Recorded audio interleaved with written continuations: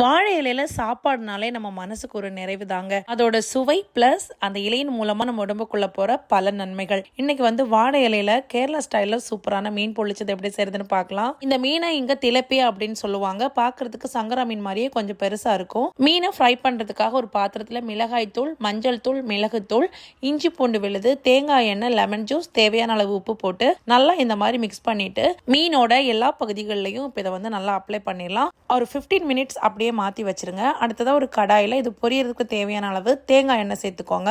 இந்த ரெசிபி தேங்காய் எண்ணெய் செஞ்சால் நல்லா டேஸ்டியாக இருக்கும். இப்போ 2 பகுதிகளையும் நல்லா ஃப்ரை பண்ணி ஒரு பாத்திரத்தில் எடுத்து மாற்றிடலாம். அடுத்ததாக அதே எண்ணெயில் 1 டீஸ்பூன் கடுகு, சின்ன வெங்காயம் கொஞ்சம் அதிகமாக, அப்புறமா மீடியம் சைஸ் ஒரு பெரிய வெங்காயம், இடிச்சு எடுத்துக்கிட்ட இஞ்சி பூண்டு, ஒரு பச்சை மிளகு சேர்த்து நல்லா கண்ணாடி பதம் வந்ததும் மிளகாய் தூள், மல்லித்தூள், மஞ்சள் தூள், பெப்பர், வெந்தயத்தை நல்லா வறுத்து பொடிச்சு 1 டீஸ்பூன் சேர்த்துக்கோங்க. இப்போ தக்காளி பழம் கூடவே உப்பு போட்டு நல்லா வதங்கினதும் 1/2 கப் அளவுக்கு கெட்டியான தேங்காய் பால் சேர்த்து அது நல்லா சுண்டி வரும்போது இப்ப அடுப்புல இருந்து எடுத்துருங்க. அடுத்ததா ஒரு வாழை இலையை நல்லா வாட்டிட்டு அந்த அடியில மசாலாவை ஒரு லேயர் வச்சுட்டு அதுக்கப்புறமா வறுத்த மீனை மேல வச்சுட்டு அதுக்கு மேல இன்னும் ஒரு லேயர் மசாலா போட்டுட்டு நல்லா கவர் பண்ணிருங்க.